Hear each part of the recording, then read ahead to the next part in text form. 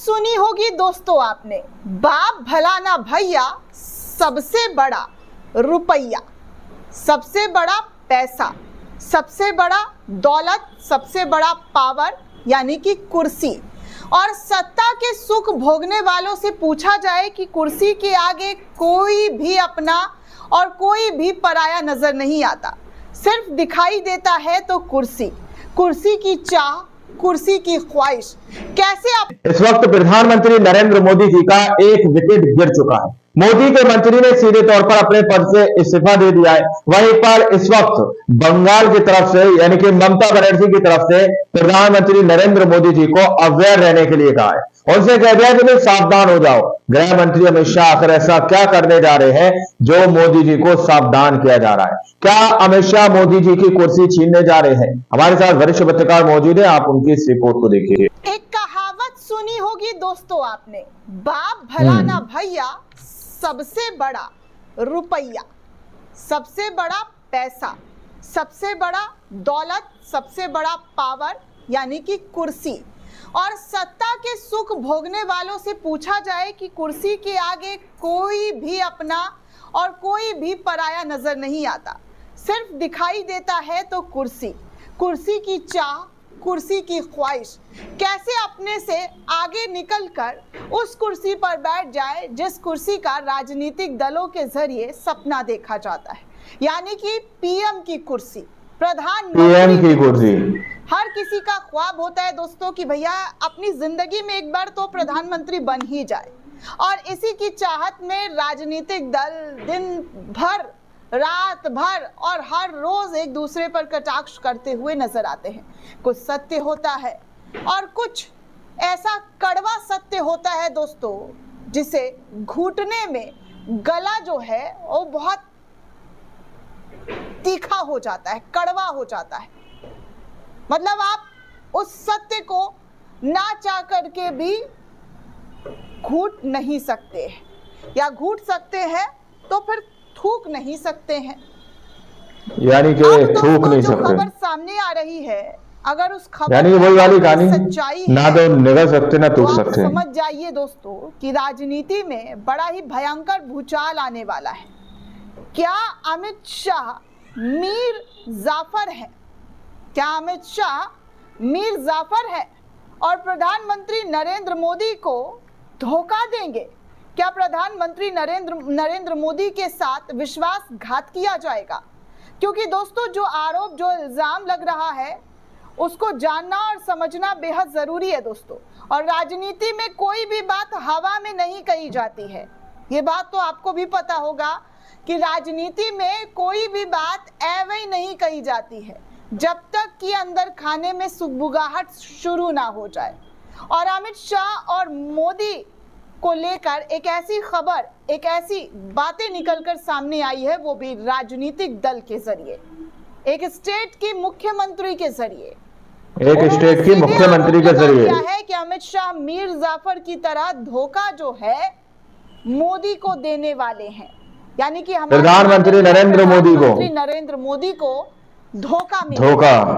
आगे इस खबर में एक और बड़ी जानकारी दूंगी। आज एक और विकेट गिर गया है, मंत्री साहब ने इस्तीफा दे दिया है और बीजेपी के लिए ये शुभ संकेत नहीं है। एक के बाद एक करके चुनाव से पहले बिहार राज्य में चुनाव होने वाला है, और बिहार में चुनाव से पहले दनादन इस्तीफे की जो लाइन लग रही है उससे बड़े ही, मतलब एनडीए में ऐसे हो गया डिसबैलेंस्ड। वो कहते हैं ना कि अगर आप डिसबैलेंस्ड होते हैं तो फिर आपको बचाने के लिए किसी को सहारा देना पड़ता है, और जब वो सहारा ही आपसे छूट जाए तो फिर आप बेसहारा हो जाते हैं, आपके पास फिर कोई सहारा नहीं बचता है। ठीक इसी वक्त जो है एनडीए बेसहारा है। एनडीए बेसहारा है, मुकर जाए, कब इधर से इधर चले आए, ये बताना बहुत ही आसान लग रहा है दोस्तों, क्योंकि जो हाल बिहार में हो रहा है, देखने को मिल रहा है, वो बीजेपी में सिर्फ अव्वल है दोस्तों, और सिर्फ अव्वल शुरू हो चुका है, इस्तीफा भी दिया जा रहा है दनादन। खैर, सबसे पहले मैं बात करती हूँ अमित शाह के धोखे की।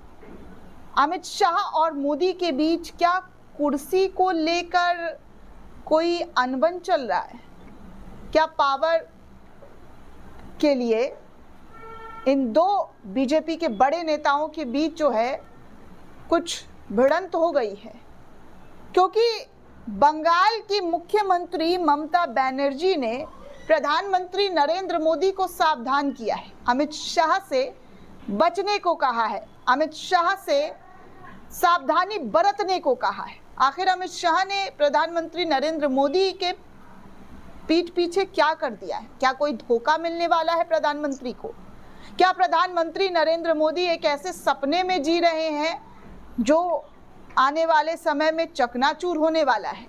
खैर दोस्तों, मोदी जी का आने वाले समय में क्या? का जो स्टेटमेंट आया है वो मैं आपको सबसे पहले बता दूं कि ममता बनर्जी जो बंगाल की सीएम है, उन्होंने प्रधानमंत्री नरेंद्र मोदी से लगाव दिखाते हुए उनको सतर्क रहने का, जी हाँ, सतर्क रहने का उनको सुझाव दिया है।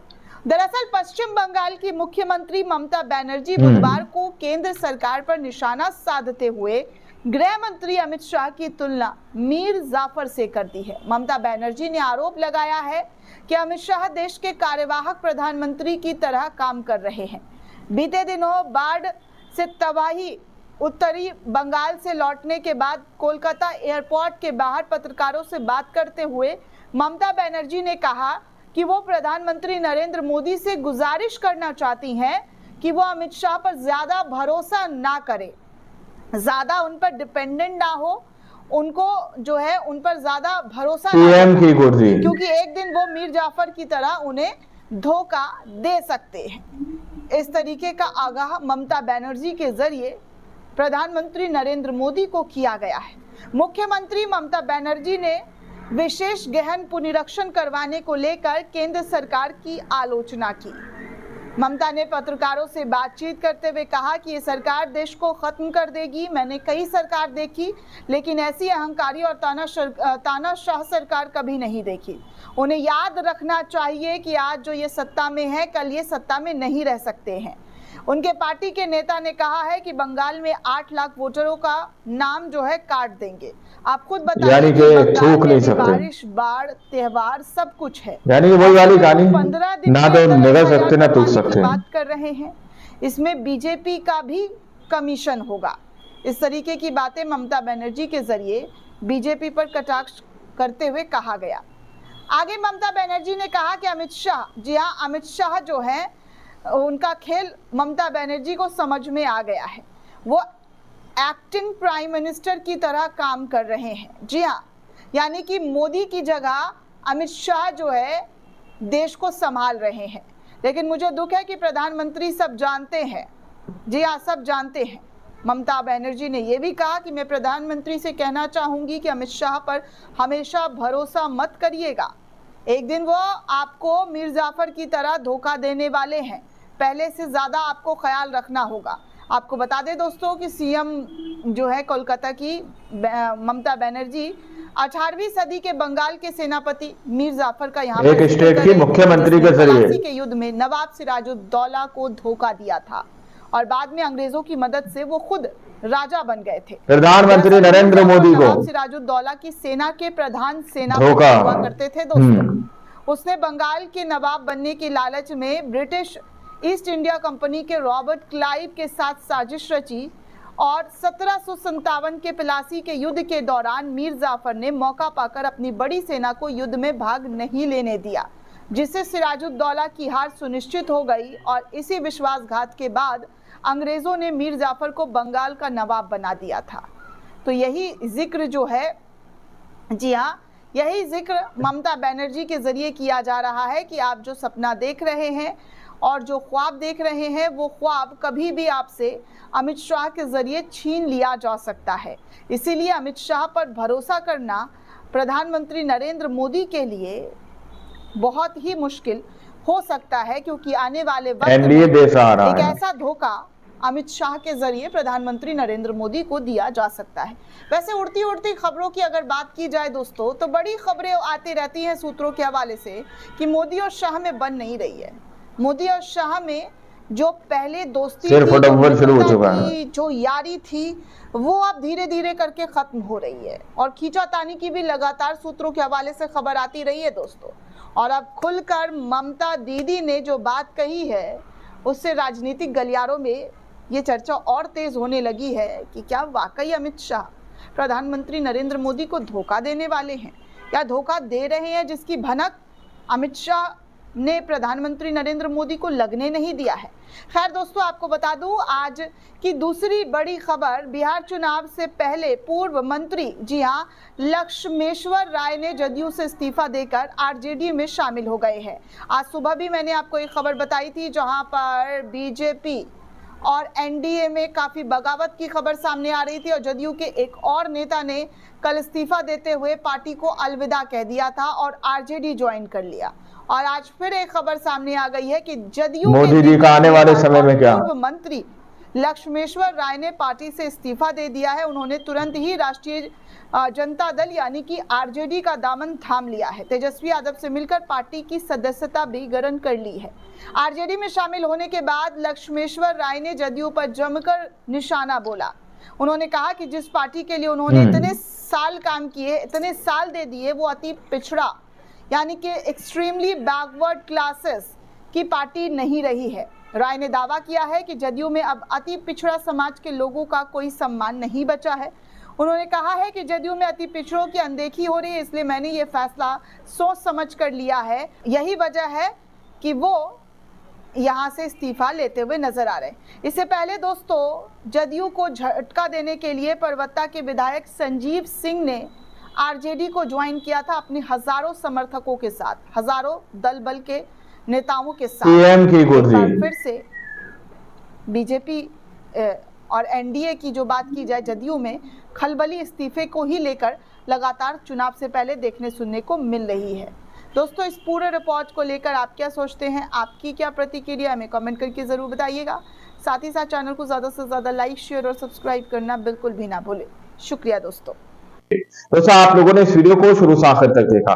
वीडियो के अंदर साफ तौर पर बात की गई है कि किस तरह से यहाँ पर बिहार के अंदर राजनीति के अंदर भूचाल आया हुआ है। वहीं पर एक और बड़ी खबरें इस तरह की सामने निकल कर आने लगी है कि ममता बनर्जी ने सीधे तौर पर प्रधानमंत्री मोदी के साथ लगाव दिखाते हुए उनको अवेयर किया है, उनको सावधान किया, सचेत किया, चेतावनी दी है कि अमित शाह से आप सावधान रहे। क्या गृह मंत्री अमित शाह प्रधानमंत्री नरेंद्र मोदी जी के साथ गद्दारी करेंगे? क्या गृह मंत्री अमित शाह प्रधानमंत्री नरेंद्र मोदी जी को हर वो कयास कर रहे हैं मोदी जी को पद से हटाने के लिए कि ताकि वो पीएम की कुर्सी पर बैठ सके? आखिर क्या कुछ माजरा है और आखिर क्यों बंगाल की ममता बनर्जी ने सीधे तौर पर आखिर क्यों उन्होंने जो है गृह मंत्री अमित शाह को लेकर प्रधानमंत्री मोदी को सीधे तौर पर सावधान रहने के लिए कहा है? अगर ऐसा हुआ दोस्तों तो राजनीति के अंदर भूचाल आ जाएगा। गृह मंत्री अमित शाह को लेकर इस तरह की बात ममता बनर्जी करती हुई नजर आ रही है। आप लोगों ने इस रिपोर्ट को देखा सुना, आप लोग इस रिपोर्ट के बारे में क्या सोचते हैं, क्या समझते हैं? अपनी राय कमेंट सेक्शन में जरूर दीजिएगा। सच्चे वक्त की खबरें देखने के लिए चैनल को सब्सक्राइब कीजिए। मिलता है अगली वीडियो में, जब तक के लिए जय हिंद, जय भारत।